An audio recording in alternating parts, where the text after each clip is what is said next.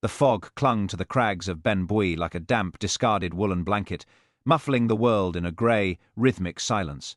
It was the sort of morning in Lochdub that discouraged ambition and rewarded the sedentary. PC Hamish Macbeth, a tall, lanky figure with hair the colour of a rusted bracken, sat by the peat fire in the police station, his feet propped up on a wooden crate.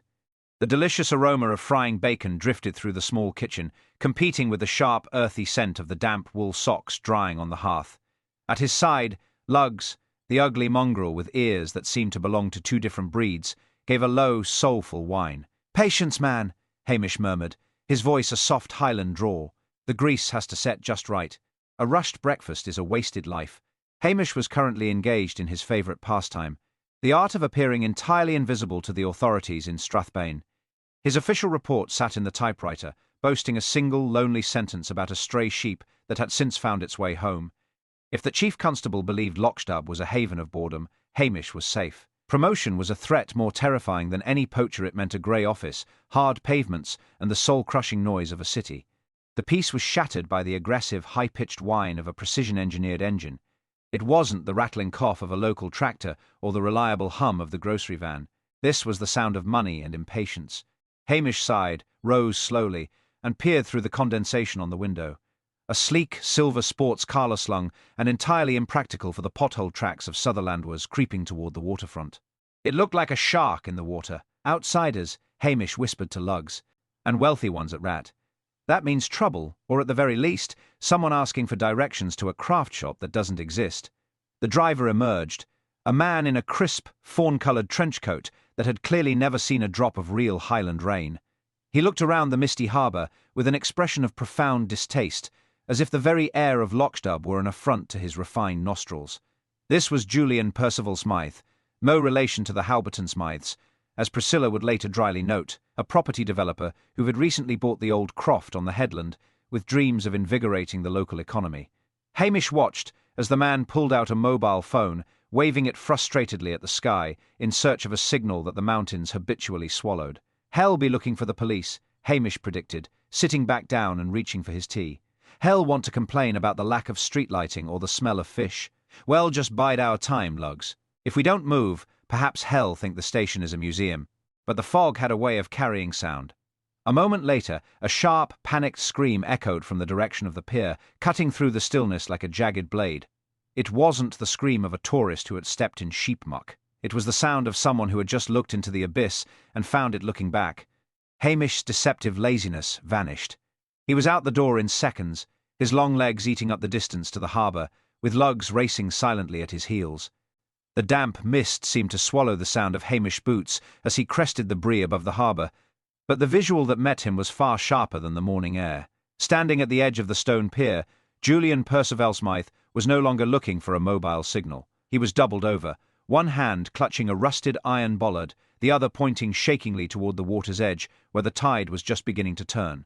Hamish slowed his pace, his eyes already darting across the scene, cataloguing the details before the inevitable chaos of a formal investigation could smudge them. There, wedged between the jagged pilings of the pier and a tangled mass of discarded herring nets, was the body. It wasn't just a corpse, it was a spectacle. The victim was a man dressed in an absurdly bright yellow yachting jacket that screamed of city money and a lack of sea legs. He was positioned face down, but his legs were tangled in the mesh of a lobster pot, leaving him upended in a way that was grotesquely undignified. It looked as though the sea had tried to swallow him and found him unpalatable. Is he dead?" Percival Smythe gasped, his face the colour of a spoiled turnip. "Aye, he's past the stage of needing a doctor," Hamish said softly, kneeling at the edge of the slippery stone. Lugs sniffed the air, a low growl vibrating in his throat, but the dog stayed back. Hamish reached down, checking for a pulse he knew wasn't there. The flesh was cold, but not yet stiff. The man's silver hair was plastered to his forehead, and around his neck, caught in the twine of the net, was a string of plastic cocktail sausagesser bizarre, mocking garland that turned the tragedy into a farce. Hamish sighed, a heavy, weary sound. This was not a North Atlantic job. This was the work of a human being with a very dark sense of humour. "Do you know him, Mr. Percival Smythe?" That's Arthur Vance," the developer stammered, oblivious to Hamish's internal rule about names. "He was my business partner. We were supposed to meet at the hotel for breakfast. He's a big name in London real estate. You can't just..." He can't just be tied to a lobster pot. In Lochdub, sir, the sea doesn't much care for your portfolio, Hamish replied, though his mind was already racing. He noted the way the nets were tied clumsy knots, not the work of a seasoned fisherman like Archie McLean. He also noted a small rectangular bruise on the back of Vance's neck, partially hidden by the absurd sausages. It looked like the mark of a heavy, blunt object. Hamish stood up, his gaze drifting toward the village. Windows were already opening. The Highland telegraphed informal network of gossiping biddies and bored shopkeepers would be buzzing within minutes.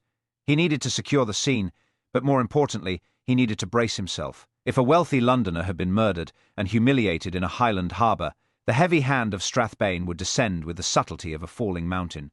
"You'd best go to the hotel and sit down, sir," Hamish suggested to the trembling developer. "Tell Mrs. Emma Rossi I said to give you a stiff brandy.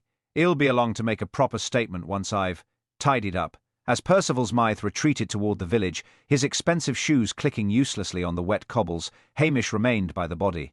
He looked at the sausages again. They were a cheap brand, the kind sold at the local general store. It was a message, a pointed insult to a man who likely dined on caviar. The peace of the morning was officially dead, replaced by the impending arrival of his nemesis. Sure enough, the silence was soon punctured by the distant, aggressive wail of a police siren. It wasn't the polite chirp Hamish used when he had to move a cow off the road. It was the full-throated roar of a man who enjoyed his authority. A dark blue Ford Granada screeched around the corner of the harbour road, narrowly missing a stone wall and sending a spray of brackish water over Hamish's trousers. The door flung open before the car had even fully stopped. Out stepped Detective Chief Inspector Blair, his face already a magnificent shade of puce that matched the sunset.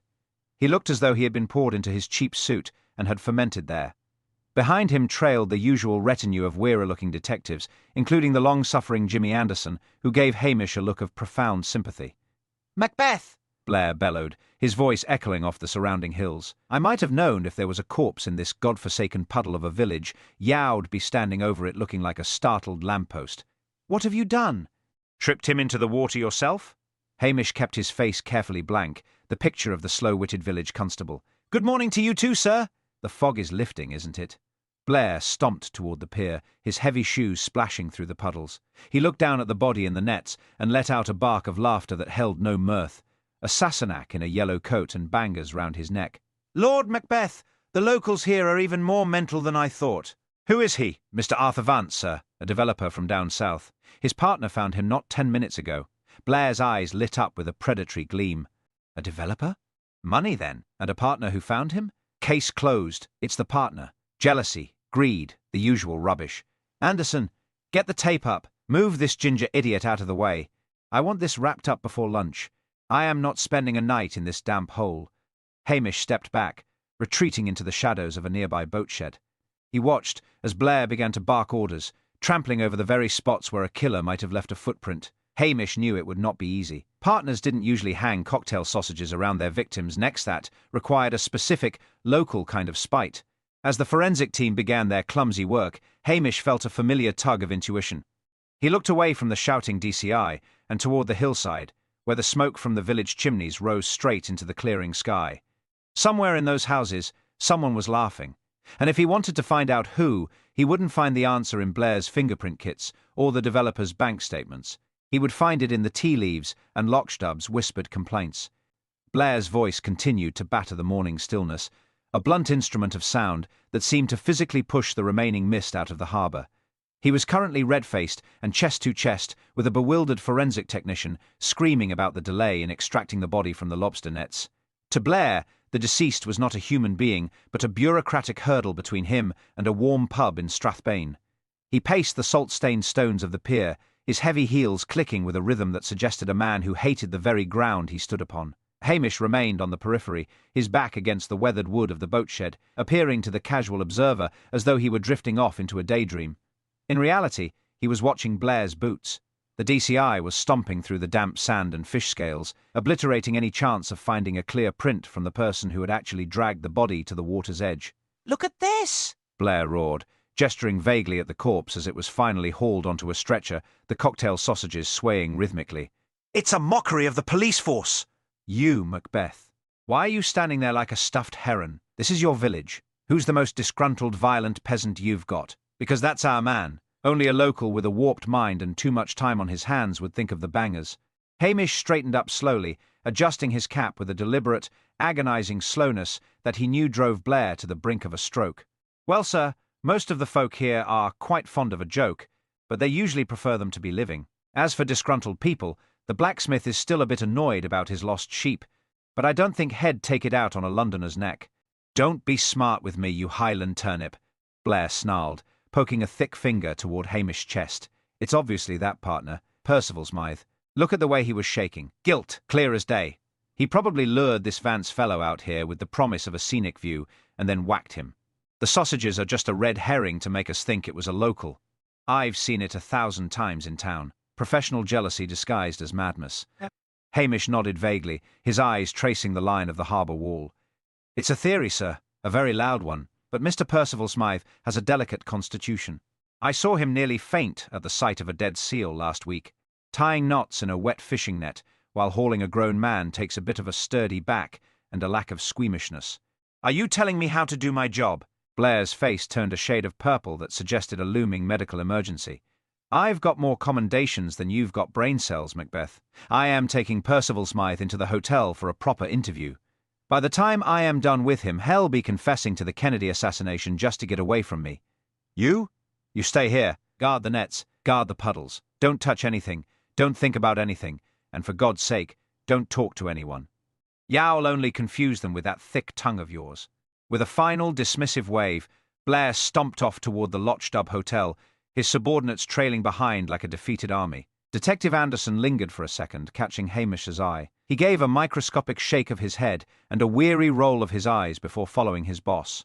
Hamish waited until the car doors slammed and the shouting faded into the distance. The harbour felt suddenly, unnervingly quiet. Lugg sat by his feet, staring at the spot where the body had been, his nose twitching. The forensic team was packing up their kits, looking bored. They knew as well as Hamish did that Blair's investigation would involve a lot of shouting and very little actual evidence gathering. "Well, Luggs," Hamish whispered, the soft lilt of his voice returning now that the Sassenach authority had departed. "The big man has decided it's the partner, which means it almost certainly isn't the partner. A man like Julian wouldn't know a lobster pot from a laundry basket." He walked over to the edge of the pier, peering down into the murky water.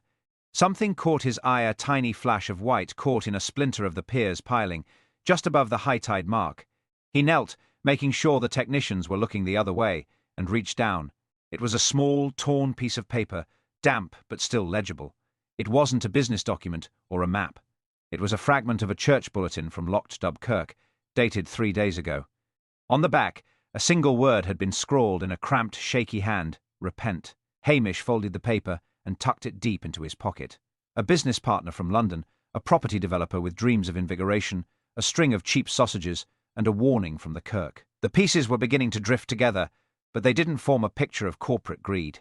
They smelled of the old, deep-rooted grudges that lived in the shadows of the mountains, the kind of grudges that stayed quiet for decades until the wrong person stepped onto the wrong piece of land. He looked up at the village, where the first signs of movement were appearing at the doors of the shops. Blair was currently making a scene at the hotel, which meant the rest of the village would be looking for someone to talk to, someone who wasn't shouting. It was time for Hamish to do what he did best. He wasn't going to look for fingerprints or bank records. He was going to look for tea, a warm scone, and the kind of gossip that only came out when the official police was safely tucked away behind closed doors. The heavy, salt-laden air of the harbour began to thin as Hamish turned his back on the forensic team and started the slow trek up toward the village main street. Luggs trotted faithfully at his side, his tail giving a rhythmic thump against Hamish's leg. While DCI Blair was likely currently terrifying the waitresses at the Lochdub Hotel and reducing Julian Percival Smythe to a puddle of neurological distress, Hamish knew that the true pulse of the village was found in more modest surroundings. He directed his steps toward the general store and post office, a hub of intelligence far more sophisticated than anything Blair's department could ever compile. The bell above the door gave a cheerful, tinny ring as he entered. The air inside was a comforting blend of floor wax, peppermint humbugs, and the faint, sharp tang of cured ham. Mrs. Wellington, the postmistress, was behind the counter, her spectacles perched so low on her nose they seemed held in place by sheer force of will.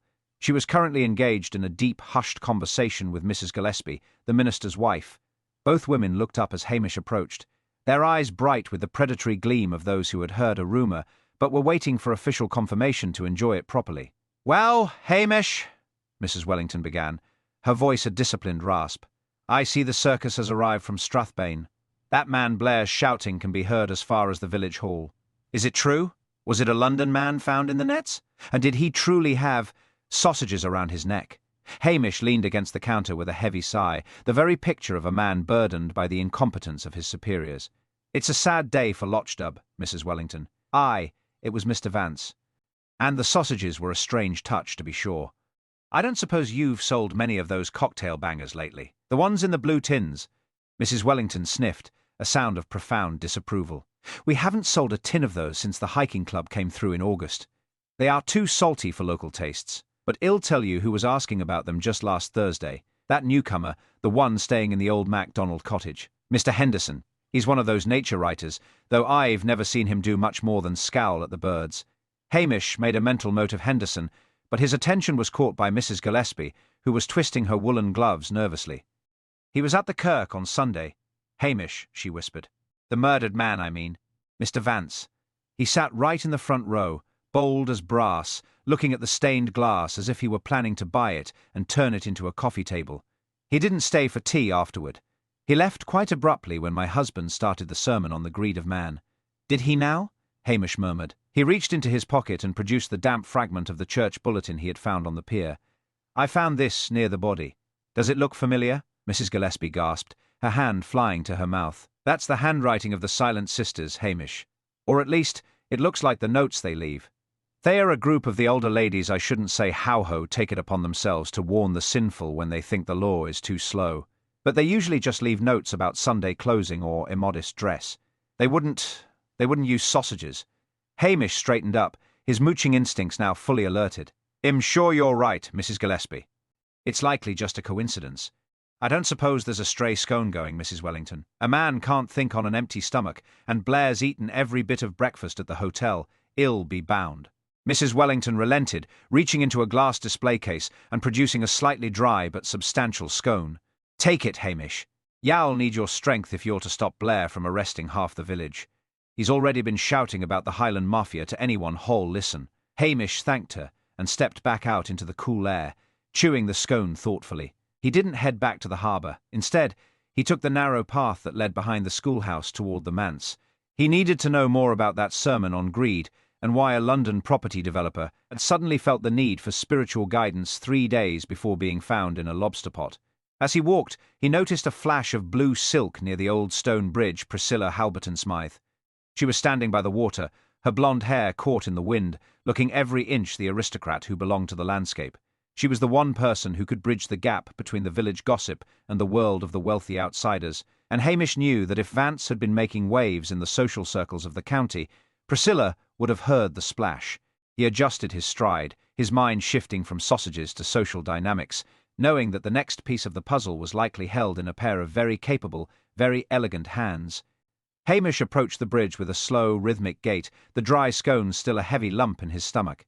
Priscilla Halberton Smythe turned at the sound of his footsteps, her cool blue eyes reflecting the slate-grey waters of the river. There was a time when the sight of her would have made Hamish's heart perform a clumsy reel, but years of thwarted hope and social distance had tempered that ache into a comfortable, if slightly melancholic, friendship. She looked effortlessly composed, a stark contrast to the harried, red-faced chaos of the police presence further down the road. "I heard the sirens, Hamish," she said, her voice like silk over gravel. "And I saw DCI Blair's car screaming past the gates of the house like a banshee in a suit. I take it that the morning's piece has been thoroughly assassinated." Hamish leaned against the ancient stone parapet, matching her gaze toward the water. "It has that, Priscilla. A Mr. Arthur Vance was found in the harbour. He was decorated in a rather peculiar fashion." Priscilla's eyebrows arched. "The sausages. Yes, the village news travels faster than light. My father's cook was talking about it before the body was even cold. Arthur Vance was not a popular man, Hamish.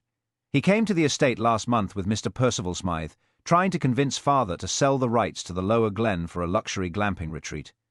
He was the sort of man who thought everything in the Highlands was for sale if you just added enough zeros to the cheque." "Did he have any particular enemies?" Hamish asked, his eyes following a twig as it swirled in an eddy. "Aside from everyone with a sense of decency, I mean." He was particularly aggressive with the local planning board, Priscilla replied, tucking a loose strand of blonde hair behind her ear. But there was something else. Last night at the hotel dinner, I saw him having a very heated row with Elspeth Grant. She looked furious. Hamish. You know Elspeth, she has that fierce Highland pride, and Vance was mocking the local superstitions about the old burial cairns in the glen. He called them piles of useless rocks that were standing in the way of progress. Hamish felt a small jolt of unease.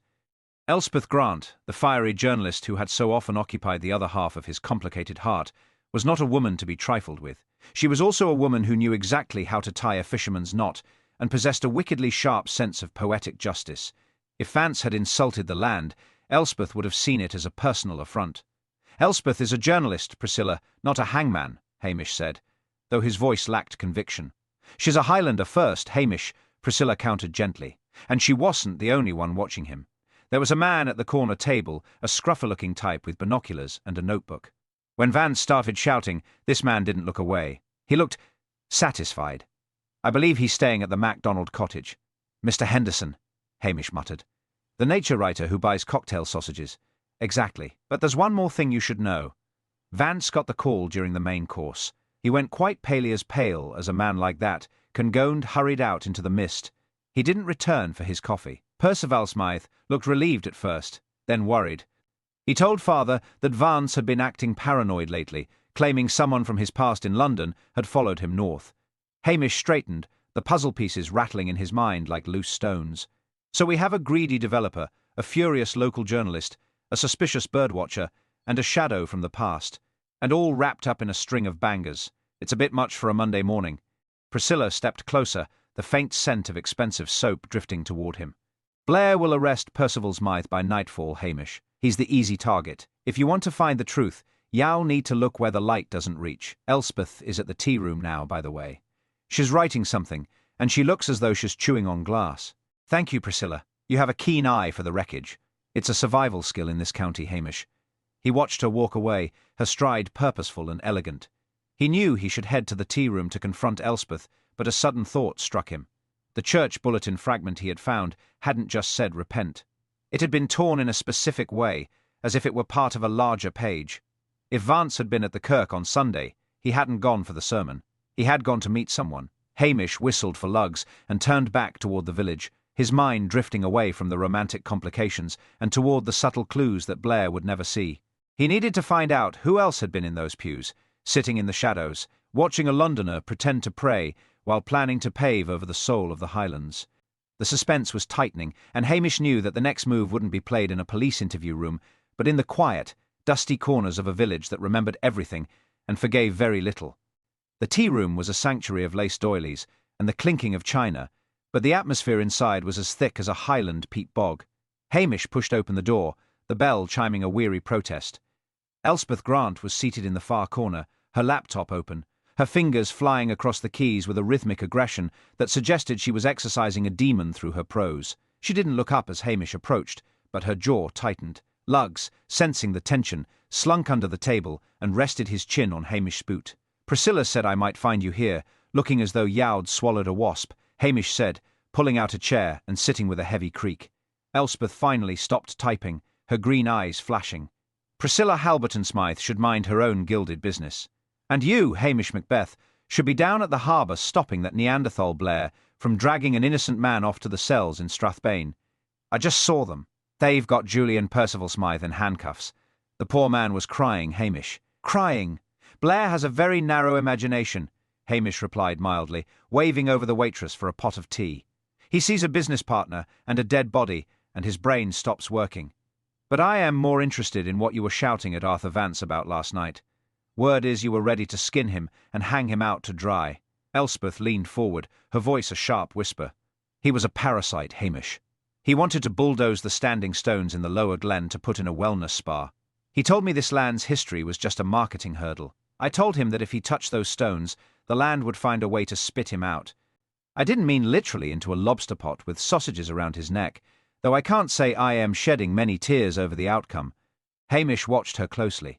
Elspeth was passionate, even reckless, but she lacked the cold, calculated cruelty required to humiliate a corpse.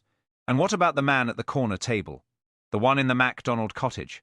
Henderson, Elspeth scoffed. He's a weird one. He claims to be a nature writer, but I looked up his bibliography. He hasn't published a word in 10 years.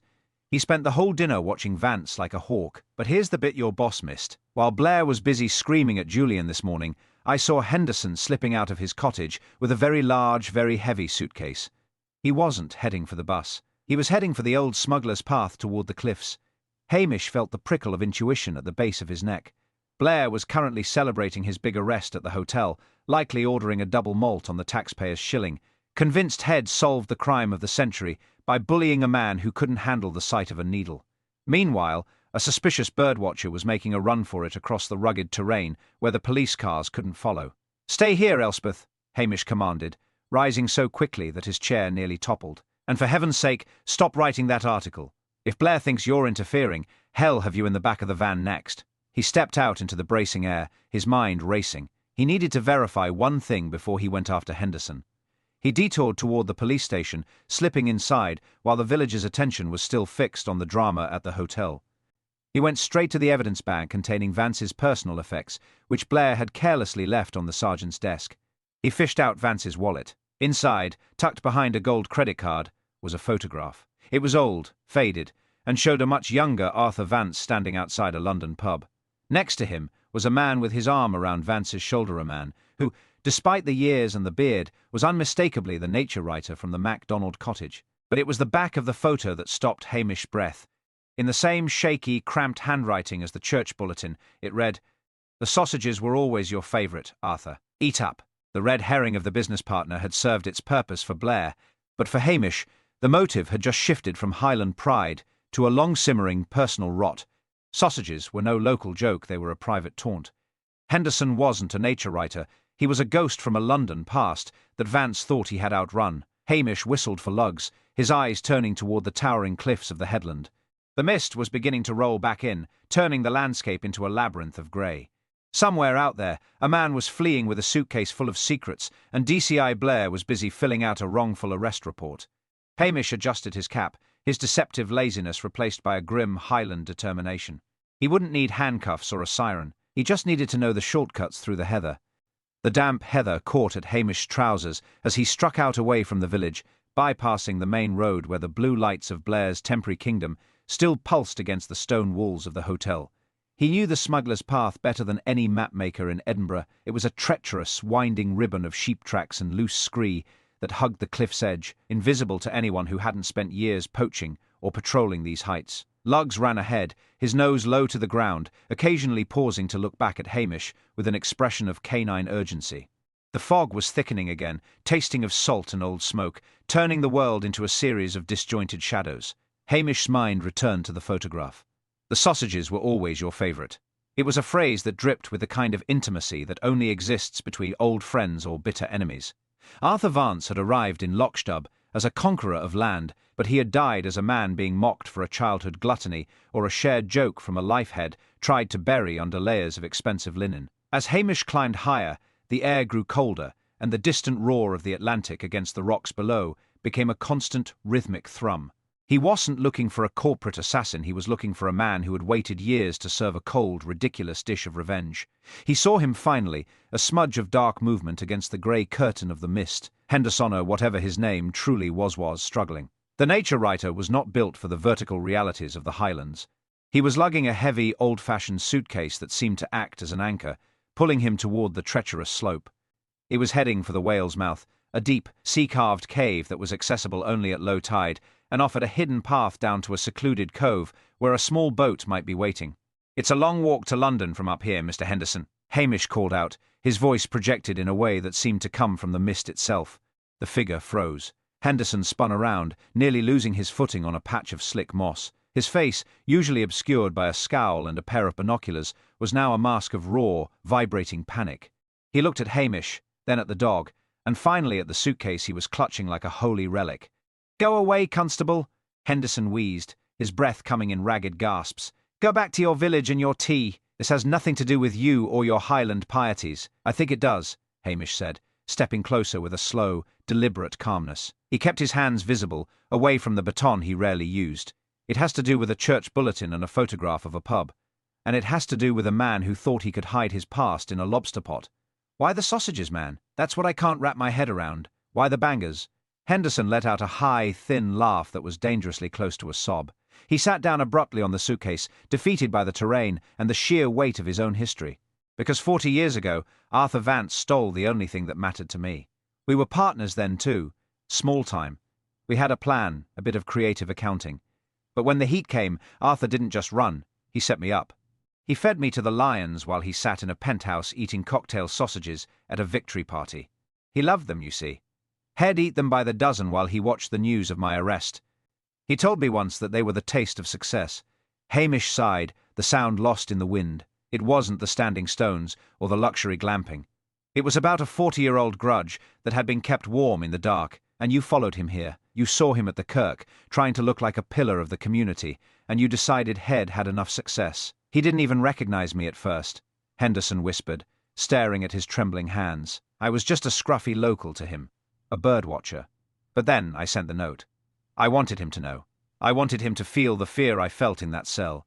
I didn't mean to kill him not at first. I just wanted to talk. But he laughed, Hamish.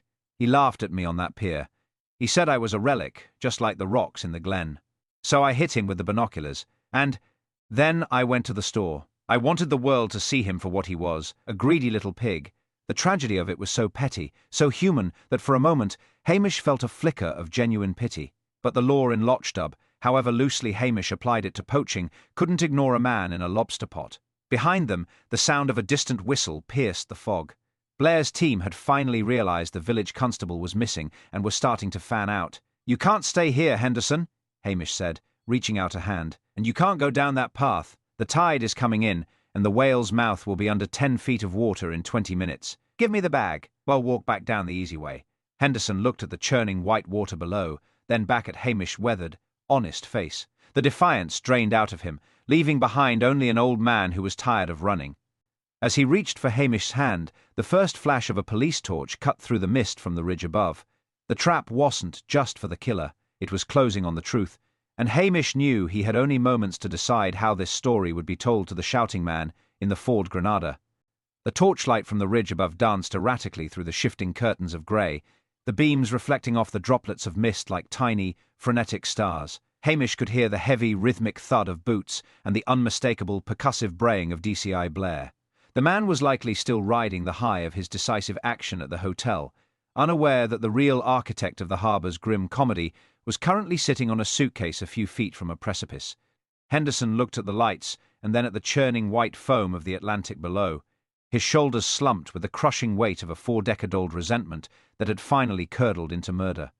"They are coming, man!" Hamish whispered, his voice steady and low. "And if Blair finds you like this, with that suitcase and a heart full of London history, hell have you in a cell in Strathbane before the kettle's boiled. He doesn't care about the why of it, only the how that makes him look like a hero." Henderson's eyes were glassy. "Let him come. I'm tired, Macbeth. I've spent more time looking over my shoulder at Arthur Vance than I ever did looking at the birds." Hamish took a step closer, his boots silent on the sodden peat.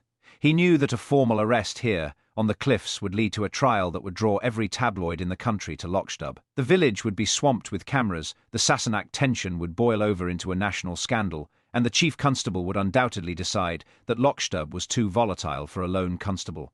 Promotion or worse, a transfer to the concrete heart of Glasgow would be inevitable. He had to resolve this in a way that satisfied justice but remained firmly within the bounds of Highland silence. "Listen to me," Hamish said, his tone sharpening. "You want Arthur to pay for what he did, but you've already turned him into a joke with those sausages. You've had your say. Now, if you want to avoid the worst of what's coming, you'll do exactly as I say. That suitcase, what's in it?" "The records," Henderson croaked. "The old ledgers from the firm. I kept them all these years. Proof that he was the one who forged the signatures, not me. I was going to show them to him before it all went wrong." Hamish reached out and took the heavy handle of the suitcase. It felt like a lead box. "This is your motive, and it's also your confession. But Blair doesn't know the ledgers yet. He thinks it's a property dispute. He thinks the partner did it. If you walk down this hill and hand yourself over to Menno to him, but to me I can make sure the story stays about the past.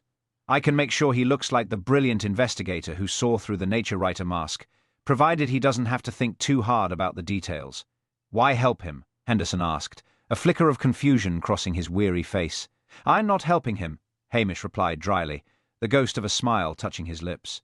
"I'm helping myself. If Blair thinks he's solved a complex London conspiracy, hell be so busy preening for the cameras in Strathbane that hell forget Lochdub even exists." "And you?" "Yow'll get a decent solicitor and a chance to tell a judge about the man who ate sausages while you sat in a cage." The torches were closer now, the voices of the search party echoing off the rock face. Hamish whistled sharply, a signal he often used for lost sheep. It was a sound that carried a specific, authoritative frequency. A moment later, Detective Anderson's voice called from the ridge. "Macbeth, is that you? We've got a frantic hotel owner claiming you've kidnapped a witness." "Down here, Jimmy!" Hamish shouted back, his voice thick with a feigned breathless exhaustion. "I've found Mr. Henderson. He's had a bit of a tumble in the mist. I think he was trying to save his... bird-watching journals from the wind." He leaned over and grabbed Henderson's arm, hauling the older man to his feet, just as the first of the searchers scrambled down the slope. It was Blair, leading the charge, his face a magnificent, pulsing purple. He looked like a man who had been cheated out of a nap and was looking for someone to bite. "What is this?" Blair roared, his chest heaving. "I leave you to guard a pier and you end up playing mountain goat with a scruffy binocular watcher?" "I've got the killer in the back of the car, Macbeth." Percival Smythe is practically weeping a confession. Hamish stood back, looking remarkably humble and slightly dim-witted. He nudged the heavy suitcase toward Blair's feet. "Sure, you're right, sir. You usually are. But Mr. Henderson here was very insistent on showing me his journals. It seems he knew the victim in London, a long time ago. Something about financial irregularities. I couldn't quite follow it myself, but I thought a man of your intellect would see the significance immediately." Blair's eyes dropped to the suitcase, then flickered to Henderson's trembling form. The mention of financial irregularities in London acted like a tonic on the DCI's ego. A property developer was a good arrest, but a long-running London fraud case that culminated in a revenge killing in the Highlands. That was the stuff of front-page headlines and a potential move to the Metropolitan Police. "London, you say?" Blair muttered, his anger replaced by a cold, calculating greed. He stepped to Henderson, towering over him. "You knew Vance? You followed him?" Henderson looked at Hamish, who gave a nearly imperceptible nod. "He destroyed my life," Henderson said, his voice stronger now. "And I have the proof right there." Blair's face lit up with a predatory grin. "Anderson!" "Forget the partner. Release Percival Smythe and tell him to get a better tailor. We've found our man, and it looks like I've uncovered a major London fraud ring while I was at it." He turned to Hamish, his contempt returning. "You see, Macbeth? This is why Yow'll always be stuck in this drizzle. You found the man, but you didn't have the brains to see the conspiracy. I'll take it from here. Try not to fall off the cliff on your way back to your tea." Hamish watched as they led Henderson away, the heavy suitcase carried by two straining detectives. He stood in the falling mist, lugs at his side, listening to the receding sound of Blair's self-congratulatory barking. The trap had been set, the credit had been shifted, and the piece of Lochdub was already beginning to settle back into the soil like the rain. The descent from the cliffs was a slow, stumbling procession of flickering torches and shouted orders. As the party reached the flatter ground near the harbour road, the atmosphere shifted from a rescue mission to a triumphal march. DCI Blair was practically vibrating with a misplaced sense of destiny, his chest puffed out so far that the buttons on his waistcoat looked ready to surrender. He marched ahead of Henderson, who was flanked by Detective Anderson and another constable. Hamish followed at a discreet distance, fading into the shadows of the gorse bushes whenever a flashlight swung too close. The heavy suitcase, containing the ruin of Arthur Vance's reputation and the motive for his undignified end, was being hauled toward the police granada like a chest of pirate gold. "Move it along," Blair barked, his voice echoing off the stone cottages of the village. "We've got a long drive to Strathbane, and I want this man processed before the evening news cycle. London's going to have a field day with this. Highland detective cracks decades-old fraud mystery. It has a certain ring to it, wouldn't you say, Anderson?" Anderson, catching Hamish's eye for a fleeting second, muttered something non-committal about the paperwork. He knew, as Hamish did, that the cracking of the case had involved Blair shouting at the wrong man in a hotel lobby while the village constable did the actual legwork in the mud. But the script was already written in Blair's mind, and Hamish was more than happy to play the role of the bumbling extra who had merely stumbled upon the scene. As they reached the harbour, the sleek silver sports car of Julian Percival Smythe was still parked near the pier, its owner sitting on the low stone wall with his head in his hands. A young constable was awkwardly patting him on the shoulder having just informed him that he was no longer a murder suspect. When Blair marched past, he didn't even glance at the man he had terrified an hour earlier. His focus was entirely on the mastermind in the scruffy jacket and the heavy suitcase. "You're lucky, Macbeth," Blair shouted over his shoulder as he reached the car. "If I hadn't been here to interpret the significance of this Henderson fellow's birdwatching, you'd probably still be up there asking him if he'd seen any puffins. You have no vision, man. No grasp of the grander criminal architecture. You're a village copper, and that's all Yow'll ever be." Hamish stopped near a rusted anchor, his hands deep in his pockets. He looked remarkably crestfallen, the very picture of a man who had been outclassed by a superior intellect. "I suppose you're right, sir. It's a complicated world once you leave the parish boundaries. I am just glad you were here to see the London connection. I'd have just thought he was a man with a grudge and a taste for sausages." Blair let out a derisive snort and slammed the car door, the sound ringing out across the water. The Granada roared to life, its tyres spinning on the gravel as it sped away toward the main road, followed by the rest of the Strathbane team.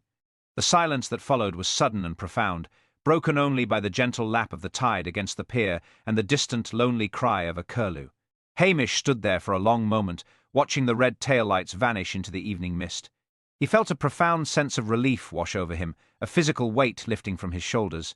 The promotion threat had been successfully diverted. Blair would take the credit, the medals and the press conferences, and in return he would leave Lochstub alone for at least another 6 months. The village had kept its secrets, the Sassenach intrusion had been neutralized, and the status quo had been preserved through the careful application of strategic incompetence. Luggs gave a low, questioning woof and nudged Hamish's hand. "Aye, Luggs, it's over," Hamish murmured, his voice returning to its natural soft Highland lilt. "The big man is happy, the killer is caught, and we still have our stove and our peace, though I think we'll be avoiding cocktail sausages for the foreseeable future. There's something a bit too pointed about them now." He turned toward the village, noticing that the lights in the Lochstub Hotel were glowing warmly. He could see the silhouette of Mrs. Emma Rossi moving behind the bar, likely preparing a round of drinks for the locals, who would spend the rest of the night dissecting every detail of the day's drama. He considered joining them, but the thought of his own quiet kitchen and the remains of his breakfast bacon was more appealing. He had walked enough miles today, and the air was turning truly cold. As he passed the general store, he saw Mrs. Wellington peering through the glass of the door. He gave her a small, reassuring nod. The message would be relayed through the village within the hour. The danger was gone, the police from the city had left, and Hamish Macbeth was still exactly where he belonged. He wasn't a hero, he wasn't a hero, he wasn't a rising star of the force, and he certainly wasn't a city detective. He was just the man who sat quietly, drank his tea, and understood that sometimes the best way to solve a crime was to let someone else take the glory for it. The following morning, the sun broke through the Highland mist with a rare, stubborn brilliance, sparkling off the scales of the silver darlings in the harbour and turning the mountains into towers of amethyst and gold. Inside the police station, the air was thick with the scent of fresh coffee and the gentle, rhythmic snoring of Luggs, who lay stretched out in a patch of sunlight. Hamish Macbeth sat at his desk, his fingers hovering over the keys of his old typewriter. He had one page to complete, the final report for the chief constable. He wrote with careful deliberation, ensuring that every sentence reinforced the narrative of his own peripheral involvement. He described how DCI Blair had brilliantly identified the suspect's suspicious behaviour and decisively led the pursuit to the cliffs. He made sure to mention that he, Hamish, had primarily served as a guide for the Strathbane officers who were unfamiliar with the local terrain. It was a masterpiece of self-deprecation, a document designed to ensure that no one in a position of power would ever dream of moving him to a desk in the city. To the brass in Strathbane, Hamish Macbeth was a useful, if somewhat dim, local asseter-man who knew where the bogs were, but couldn't be trusted with a complex filing system. A sharp knock at the door interrupted his literary tailoring. Priscilla Halberton-Smythe stepped inside, looking radiant in a tweed hacking jacket and a silk scarf that mirrored the colour of the loch. She carried a small basket covered in linen. "I thought you might be in need of sustenance, Hamish," she said, placing the basket on the corner of his desk. "The hotel is in an absolute state of delirium. Julian Percival Smythe has been buying drinks for everyone to celebrate his exoneration, though he still looks as though a loud noise might shatter him into pieces." Hamish lifted the cloth to find warm scones and a jar of homemade bramble jelly.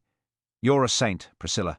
And how is your father taking the news that the luxury glamping retreat has been cancelled?" "He's remarkably relieved," Priscilla smiled, leaning against the doorframe.